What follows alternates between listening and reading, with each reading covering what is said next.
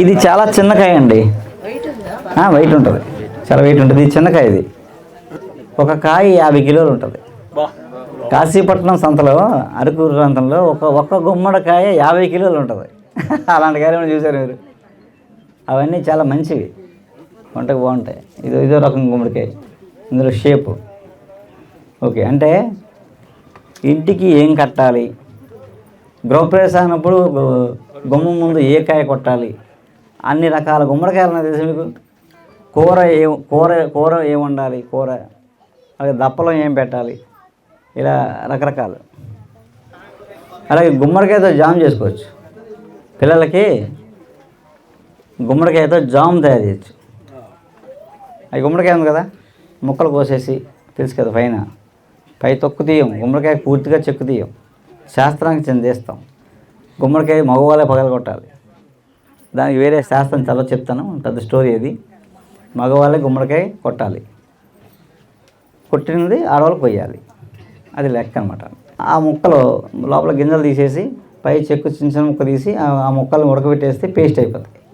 Paste రుబ్బేసి దానికి 2 రెట్లు బెల్లం, అంటే మళ్ళీ నెయ్యి, కొంచెం యాలకుపొడి వేసేసామనుకోండి, అది జామ్ తయారవుతుంది. పిల్లలకి బిస్కెట్ మధ్యలో క్రీమ్ బిస్కెట్ అంటాం కదా, పిల్లలకి ఏదైనా బిస్కెట్ ఏదైనా మధ్యలో ఇది క్రీమ్ రాసి పెట్టామనుకోండి, చాలా టేస్టీగా ఉంటుంది. పిల్లలకి మంచి పౌష్టికాహారం. ఈ కురుకురులు ఇవన్నీ అన్నీ ఎడిక్షన్స్, అవన్నీ విషయాలు వాళ్ళకి ఎడిట్ అయిపోయి మనం ఏం మార్చడం వల్లనే. అలా జామ్ తినచ్చు. మీరు ఇడ్లీలో తినచ్చు, రొట్టెలో తినచ్చు, ఉట్టిగా జామ్ తినచ్చు, ఇంటికి గెస్ట్లు వస్తే స్వీట్ పెట్టచ్చు, వెరైటీగా అనమాట. ఇవన్నీ స్విగ్గీ జొమాటోలు దొరకవు. గుమ్మడికాయ జామ్ దొరుకుద్దా? ఈ వీడియో చూసాక మరి దొరుకుద్దండో. దానికి మళ్ళీ మసిపూసి మ్యారిగా చేసి దాన్ని కూనీ చేసి అమ్మేస్తారు. ఆ రెసిపీని కూనీ చేసి అమ్మేస్తారు. ఇదో ప్రయోగం చూసారా. ఇంకొక కాయ ఉంది, ఇంకా పెద్ద కాయలు ఉంటాయి. మీకు దొండల్లో దొండకాయల్లో ఎన్ని రకాలు తెలుసా? చెప్పండి పేర్లు. దొండ, కాచుదొండ, ఆదొండ, నాగదొండ, లింగదొండ, కాచుదొండ. ఓకే అండి. దొండ, ఆదొండ, కాకిదొండ, నాగదొండ, లింగదొండ, కాచుదొండ, ఇన్ని దొండలు ఉన్నాయి. ఇవన్నీ తినియే. ఎవరు తెలుసు? అన్నీ మన పక్కనే ఉన్నాయి. మీ హైదరాబాద్ సిటీలో కూడా రింగ్ రోడ్డు ఓవరాల్ ఎక్కితే ఆ రోడ్డు పక్కన కొంచెం కొండలు తొప్పలు కనిపిస్తున్నాయి అనుకోండి, అక్కడ బోల్డ్ ఉంటుంది ఆదొండకాయలు, కాకిదొండకాయలు అన్నీ ఉంటాయి అక్కడే. ఎవరు వేసి పెంచినవి కాదు, సహజంగా వచ్చినవి. కాకిదొండ అంటే ఆ లేతకాయని షుగర్ ఉన్నవాళ్ళు తినాలండి. తింటే కాలు మంటలు తగ్గిపోతాయి. అది ఓన్లీ హెల్త్ ప్రాబ్లం ఉన్నప్పుడే, మామూలు తినకూడదు, మిగతా తినదు. సరే, ఈ దొండ చెప్పుకుందాం. ఇది కాచుదొండ.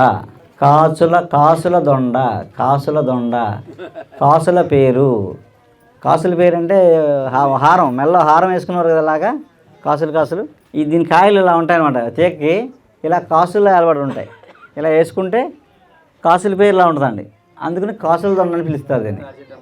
తాడి చెట్లు పాకుద్ది, రైట్. కాచుదొండ మామూలుగా ఇది లోపల నల్లగా ఉంటుందండి. బుగ్గుపేక లోపల గుంజు నల్లగా ఉంటుంది. ఇది కొబ్బరి నూనె వేసి మరగబెట్టి రాసుకుంటే కొంచెం తొందరగా తెల్లబడకుండా ఉంటాయి. తెల్లబడడం మా మనిషి ధర్మం, అది పుట్టుక ధర్మం. ముసలితనం దాకా నల్లగా ఉంచుకోవడం అనేది అతి ఆశ. కానీ కొంచెం 30 ఏళ్ళకి మెరిచిపోకుండా 50 ఏళ్ళు వచ్చాక మెరుతుంది. ఓకే, 2 చుండ్రు అలాంటివి పోతాయి. ఇంతకన్నా అద్భుతంగా ఎందుకు పనిచేస్తుంటే ఆ లోపల ఉండే నల్ల గుంజని ఇందాకట్లాగే బెల్లం, రెండు రెట్లు బెల్లం, లోపల గుజ్జు ఒక గ్లాస్ అయితే 2 గ్లాసులు బెల్లం వేసి ఇలా పాకం పట్టేసి కొంచెం మిరియాల పొడి వేసుకొని రోజు తిన్నారనుకోండి, గర్భసంచి జారిందని చెప్తారు. యుట్రస్ ప్రొలాప్సేషన్ అంటారు మన ఇంగ్లీష్లో. గర్భసంచి జారిందని చెప్తారు, ఆపరేషన్ చేయాలంటారు. సక్సెస్ మాట ఎలా ఉన్నాయో తెలియదు, కానీ మామూలుగా అయితే సర్జరీ అలోపతిలో. ఇంకా మోడర్న్ సైన్స్లో ఆపరేషన్ తప్ప సొల్యూషన్ లేదు. కానీ ఈ జాము, ఒక్క కాయ జామ్ చేసుకొని ఆ కాయ చేసిన జామ్ ఎంత వచ్చిందో అంతా తినేస్తే ఆ గర్భసంచి వెనక్కి వెళ్ళిపోతుంది. ఎంతకన్నా అద్భుతం ఇంకేమైనా ఉందా? ఏ సైన్స్ గొప్పదప్పుడు చెప్పండి. ఇలాంటి అద్భుతాలు కోకొల్లలు నాకు తెలిసింది సముద్రంలో కాకిరెట్టంతా. మీకు చెప్తుంది అందులో ఆవగింజ అంతా. నేను చెప్పేది ఎంత ఆవగింజ అంటే ఎంత ఉంది, విజ్ఞానం ఎంత ఉంది.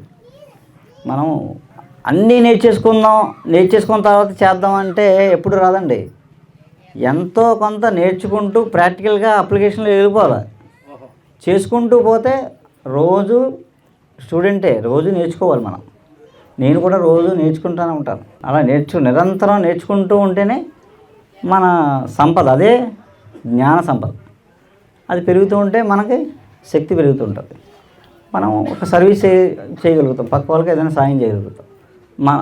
మన తెలిసిన జ్ఞానంతో కొంతమందికి మనం ఏదో చెప్పగలుగుతాం.